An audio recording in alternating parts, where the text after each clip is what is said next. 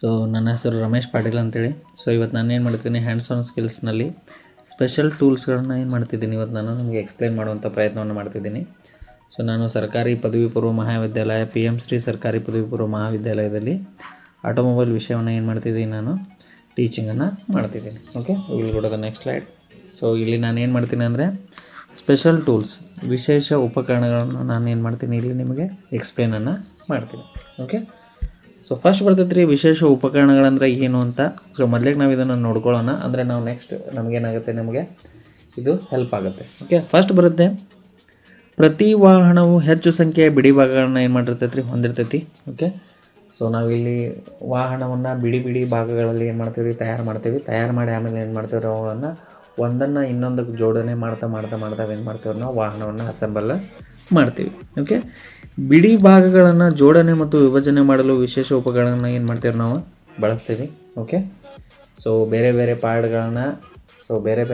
ಪಾರ್ಟ್ಗಳ ಜೊತೆ ಸೊ ನಾವು ಮಿಕ್ಸ್ ಮಾಡಲಿಕ್ಕೆ ಅಥವಾ ನಾವು ಜಾಯಿಂಟ್ ಮಾಡಲಿಕ್ಕೆ ಏನು ಮಾಡ್ತಾರೆ, ಸ್ಪೆಷಲ್ ಟೂಲ್ಸ್ಗಳನ್ನು ಬಳಸ್ತೀವಿ. ಓಕೆ, ಸೊ ಇವುಗಳನ್ನು ವಿಶೇಷ ಕೆಲಸ ಕಾರ್ಯಗಳಿಗೆ ಏನಾಗ್ತೈತೆ ನಾವು ಬಳಸ್ತೀವಿ. ಸ್ವಾಭಾವಿಕವಾಗಿ ಇವು ವಿಶೇಷ ಗುಣಲಕ್ಷಣಗಳನ್ನು ಹೊಂದಿರ್ತವೆ. So every special tools is use for every special purpose of work. So ಪ್ರತಿಯೊಂದು ವಿಶೇಷ ಸಾಧನ ಪ್ರತಿಯೊಂದು ವಿಶೇಷ ಕೆಲಸಕ್ಕೋಸ್ಕರ ಏನಾಗಿರ್ತೈತೆ ರೀ, ಡಿಸೈನ್ ಆಗಿರ್ತೈತಿ. ಓಕೆ, ಸೊ ಇವುಗಳನ್ನು ಬಳಸೋದ್ರಿಂದ ಏನಾಗ್ತೈತೆ ರೀ, ಕೆಲಸ ಸುಲಭ ಆಗ್ತೈತೆ ರೀ, ಈಸಿ ಆಗ್ತೈತಿ, ಮತ್ತು ಸಮಯ ಕೂಡ ಏನಾಗ್ತೈತೆ ರೀ, ಉಳಿತಾಯ ಆಗ್ತೈತಿ.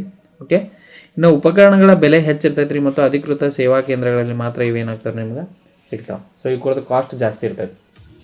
ಯಾಕಪ್ಪ ಅಂದರೆ ಇವುಗಳನ್ನು ನಾವು ಹೆಚ್ಚು ಸ್ಟೇನ್ಲೆಸ್ ಸ್ಟೀಲಿಂದ ಏನು ಮಾಡ್ತೀವಿ, ಇವುಗಳನ್ನ ತಯಾರು ಮಾಡಿರ್ತೀವಿ. ಕಾಸ್ಟ್ ಜಾಸ್ತಿ ಇರ್ತೈತಿ, ಮತ್ತು ಇವು ನಿಮ್ಗೆ ಎಲ್ಲ ಕಡೆ ಸಿಗೋದಿಲ್ಲ ರೀ, ಓನ್ಲಿ ಇನ್ನು ಸ್ಪೆಷಲ್ ಸರ್ವಿಸ್ ಸ್ಟೇಷನ್ಸ್ಗಳಲ್ಲಿ ಏನಾಗ್ತೈತೆ ನಿಮಗೆ ಸಿಗ್ತೈತೆ. ಸೊ ಫಸ್ಟ್ ಬರ್ತೈತೆ ರೀ, ಸೊ ಸಾರ್ವತ್ರಿಕ ಕ್ಲಚ್ ಹೋಲ್ಡಿಂಗ್ ಟೂಲ್ ಅಥವಾ ಯೂನಿವರ್ಸಲ್ ಕ್ಲಚ್ ಹೋಲ್ಡಿಂಗ್ ಟೂಲ್ ಅಂತ ಕರಿತೀವಿ ರೀ. ಸೊ ಈ ಉಪಕರಣವನ್ನು ನಾವೇನು ಮಾಡ್ತೀವಿ ಅಂದ್ರೆ ಕ್ಲಚ್ ಅಸೆಂಬ್ಲಿ ಒಳಗಡೆ ಸೆಂಟರ್ ನಟ್ಟನ್ನು ರಿಮೂವ್ ಮಾಡುವಾಗ ಕ್ಲಚ್ ಜೋಡಣೆಯನ್ನು ಅಥವಾ ಕಾಂಪ್ರೆಸರ್ ಕ್ಲಚನ್ನು ಹಿಡಿದಿಟ್ಟುಕೊಳ್ಳಲು ಏನು ಮಾಡ್ತೀವಿ, ನಾವು ಇದನ್ನು ಬಳಸ್ತೀವಿ. ಓಕೆ, ಸೊ ಕ್ಲಚ್ ಅಸೆಂಬ್ಲಿ ಒಳಗಡೆ ಒಂದು ಸೆಂಟರ್ ನಟ್ ಅಂತ ಇರುತ್ತೆ. ಆ ಸೆಂಟರ್ ನಟ್ಟನ್ನು ತೆಗೆಯುವಾಗ ಕಾಂಪ್ರೆಸರ್ ಕ್ಲಚನ್ನು ಹಿಡಿದಿಟ್ಟುಕೊಳ್ಳಲು ಏನು ಮಾಡ್ತೀವಿ, ನಾವು ಯೂನಿವರ್ಸಲ್ ಜಾಯಿಂಟನ್ನು ಏನು ಮಾಡ್ತೀವಿ, ಯೂನಿವರ್ಸಲ್ ಕ್ಲಚ್ ಹೋಲ್ಡಿಂಗ್ ಟೂಲನ್ನು ಏನು ಮಾಡ್ತೀವಿ, ನಾವು ಬಳಕೆ ಮಾಡ್ತೀವಿ. ಓಕೆ, ಸೊ ನಿಮ್ಗೆ ಇಷ್ಟು ಗೊತ್ತಿದ್ರೆ ಸಾಕು. ಸೊ ಯೂನಿವರ್ಸಲ್ ಕ್ಲಚ್ ಹೋಲ್ಡಿಂಗ್ ಟೂಲ್ನ ಚಿತ್ರ. Okay, next torque wrench. So nut ಮತ್ತು ಬೋಲ್ಟ್ಗಳನ್ನು ಸರಿಯಾದ ಟಾರ್ಕ್ ಅನ್ವಯಿಸಿ ಬಿಗಿಗೊಳಿಸಲು ಏನು ಮಾಡ್ತೀವಿ, ನಾವು ಟಾರ್ಕ್ ರೆಂಚನ್ನು ಬಳಸ್ತೀವಿ. ಸೊ ಇದೆ ನೋಡಿರಿ ಟಾರ್ಕ್ ರೆಂಚ್. ಸೊ ಇಲ್ಲೇ ನೀವು ಸಾಕೆಟನ್ನು ಅಪ್ಲೈ ಮಾಡಬೇಕಿದ್ರೆ ಕೆಳಗಡೆ ಸಾಕೆಟನ್ನು ಅಪ್ಲೈ ಮಾಡಿ. ಸೊ ನೀವೇನು ಮಾಡ್ಬೋದು ರೀ, ಸೊ ಯಾವ ಬೋಲ್ಟನ್ನು ನೀವು ಟೈಟ್ ಮಾಡ್ಬೇಕು ಅಂದ್ಕೊಂಡಿರ್ತಲ್ಲ ಅದ್ರ ಮೇಲೆ ಇಟ್ಟು ನೀವೇನು ಮಾಡ್ಬೇಕು ರೀ, ಟ್ವಿಸ್ಟಿಂಗ್ ಫೋರ್ಸನ್ನು ಅಪ್ಲೈ ಮಾಡಬೇಕು. ಓಕೆ, ಸೊ ಟ್ವಿಸ್ಟಿಂಗ್ ಫೋರ್ಸನ್ನು ಅಪ್ಲೈ ಮಾಡಬೇಕಾ. ಸೊ ಇದಕ್ಕೇನಂತೇಳಿ ನಾವು ಟಾರ್ಕ್ ಅನ್ವಯಿಸುವುದಂತ ಏನು ಮಾಡ್ತೀವಿ, ಕರಿತೀವಿ. ಓಕೆ, ನಟ್ ಮತ್ತು ಬೋಲ್ಟ್ಗಳನ್ನು ಬಿಗಿಯಾದ ನಂತರ ಚಟ್ ಅಂತ ಏನಾಗ್ತೈತೆ ರೀ, ಸೌಂಡ್ ಬರ್ತೈತೆ. ಓಕೆ, ನೀವು ಸರಿಯಾಗಿ ಟಾರ್ಕನ್ನು ಅಪ್ಲೈ ಮಾಡಿದ್ರಂದ್ರೆ ಅಲ್ಲೇನಾಗ್ತೈತೆ ರೀ, ಒಂದು ಸ್ಪೆಷಲ್ ಸೌಂಡ್ ಬರ್ತೈತಿ, ಚಟ್ ಅಂತೇಳಿ ಬಂದಂದ್ರೆ ನೀವು ತಿಳ್ಕೊಬೇಕ್ರಿ. ತದನಂತರ ನಾವು ಟಾರ್ಕನ್ನು ವಹಿಸುವ ಅವಶ್ಯಕತೆ ಇರೋದಿಲ್ಲ. ಓಕೆ, ಆ ಸೌಂಡ್ ಬರೋ ತನಕ ಏನು ಮಾಡ್ಬೇಕಾದ್ರೆ ನಾವು ಟ್ವಿಸ್ಟಿಂಗ್ ಫೋರ್ಸನ್ನು ಅಪ್ಲೈ ಮಾಡ್ತಾ ಇರಬೇಕು. ಸೊ ಇದಕ್ಕೆ ನಾವು ಟಾರ್ಕ್ ರೆಂಚ್ ಅಂತ ಕರಿತೀವಿ. ಓಕೆ, ಇದು ನಿಮ್ಗೆ ಮಾರ್ಕೆಟ್ ಒಳಗಡೆ ಮ್ಯಾಕ್ಸಿಮಮ್ 2000ಇಂದ ನಿಮ್ಗೆ 4,000 to 5,000 ತನಕ ಏನಾಗ್ತೈತಿ ಇದು ಮಾರ್ಕೆಟ್ ಒಳಗಡೆ ನಿಮ್ಗೆ ಸಿಗ್ತೈತಿ. Okay, so this is a very special tool. Okay, so ಇಂಜಿನನ್ನು ರಿಮೂವ್ ಮಾಡುವಾಗ ಮತ್ತು ಇಂಜಿನನ್ನು ಅಸೆಂಬಲ್ ಮಾಡುವಾಗ ನಾವೇನು ಮಾಡ್ತೇವೆ ರೀ, ಸೊ ಇಂಜಿನ್ ಸ್ಟಾರ್ಟ್ಗಳನ್ನು ಟೈಟ್ ಅಥವಾ ರಿಮೂವ್ ಮಾಡಲು ನಾವೇನು ಮಾಡ್ತೇವೆ ರೀ, ಟಾರ್ಕ್ ರೆಂಚನ್ನು ಯೂಸ್ ಮಾಡ್ತೇವೆ. ಓಕೆ, ಸೊ ಇಲ್ಲಿ ನೀವು ನೋಡ್ಬೋದು ರೀ, ಇದಕ್ಕೆ ಟಾರ್ಕ್ ರೆಂಚ್ ಅಂತೇವೆ ರೀ, ಇದಕ್ಕೆ ಹ್ಯಾಂಡಲ್ ಅಂತ ಕರಿತೀವಿ. ಸೊ ಇಲ್ಲಿ ಕೆಳಗಡೆ ಐತಲ್ಲ ರೀ, ಈ ಪೋರ್ಷನ್ ಇಲ್ಲೇ ನಾವು ಏನು ಮಾಡ್ತೇವೆ ರೀ, ಡಿಫ್ರೆಂಟ್ ಟೈಪ್ಸ್ ಆಫ್ ಸಾಕೆಟ್ಸ್ಗಳನ್ನು ಯೂಸ್ ಮಾಡ್ತೇವೆ. ಸೊ ಈಗ ನೀವು ಇಲ್ಲೇ 14 mm ಬೇಕಂದ್ರೆ 14 mm ಸಾಕೆಟ್ ಹಾಕ್ಬೋದು ರೀ, 32 mm ಸಾಕೆಟ್ ಹಾಕ್ಬೋದು, 16 mm ಸಾಕೆಟನ್ನು ನೀವು ಇಲ್ಲಿ ಏನು ಮಾಡ್ಬೋದು ರೀ, ಫಿಕ್ಸನ್ನು ಮಾಡ್ಬೋದು. Okay, it's according to your work of purpose. ಇನ್ನು ನೆಕ್ಸ್ಟ್ ಬರ್ತೈತೆ ರೀ, ಸೊ ಟ್ಯಾಪೆಟ್ ರೆಂಚನ್ನು ಏನು ಮಾಡ್ತೀವಿ ನಾವು, ಈ ಟ್ಯಾಪೆಟ್ ರೆಂಚನ್ನು ನಿರ್ದಿಷ್ಟ ಸ್ಥಳದಲ್ಲಿ ಪ್ರತ್ಯೇಕಿಸಬಹುದಾದ 2 ಸಮಾನಾಂತರ ದವಡೆಗಳನ್ನು ಹೊಂದಿರುತ್ತದೆ. ಓಕೆ, ಸೊ ಏನು ಮಾಡ್ತೈತೆ ರೀ ಇದು, ಸೊ ಇದಕ್ಕೆ ನಾವು ಟ್ಯಾಪೆಟ್ ರೆಂಚ್ ಅದಕ್ಕೆ ಕರಿತೇವಪ್ಪ ಅಂತಂದ್ರೆ ಇದು ಏನು ಮಾಡ್ತೈತೆ ಅಂದ್ರೆ ನಿರ್ದಿಷ್ಟ ಸ್ಥಳದೊಳಗೆ ಓಕೆ ಪ್ರತ್ಯೇಕಿಸಬಹುದಾದ 2 ಸಮಾನಾಂತರ ದವಡೆಗಳನ್ನು ಏನು ಮಾಡಿರ್ತೈತೆ, ಒಳಗೊಂಡಿರ್ತೈತಿ. ಓಕೆ, ಎರಡನೇದು ಇದಕ್ಕೆ ನಾವು ಟ್ಯಾಪಿಂಗ್ ಪರ್ಪಸ್ಗೂ ಏನು ಮಾಡ್ತೇವೆ, ಇದನ್ನು ಯೂಸ್ ಮಾಡ್ತೇವೆ. ನೆಕ್ಸ್ಟ್ ಬರ್ತೈತೆ ರೀ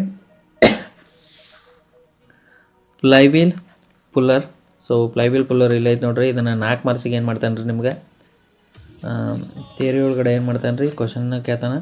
ಸೊ ಫ್ಲೈವೀಲ್ ಪುಲ್ಲರನ್ನು ನಾವು ಏನು ಮಾಡ್ತೇವೆ ರೀ, ಇಂಜಿನ್ನಲ್ಲಿರುವ ಫ್ಲೈವೀಲ್ ಭಾಗವನ್ನು ರಿಮೂವ್ ಮಾಡಲು, ಸುರಕ್ಷತೆಯಿಂದ ಹೊರತೆಗೆಯಲು ಏನು ಮಾಡ್ತೀವಿ ನಾವು ಇದನ್ನು ಬಳಸ್ತೀವಿ. ಈ ಲವಾದಲ್ಲಿ ಏನಾಗ್ತೈತೆ ರೀ, ಹಾನಿಯಾಗುವ ಸಂಭವ ಇರ್ತೈತೆ.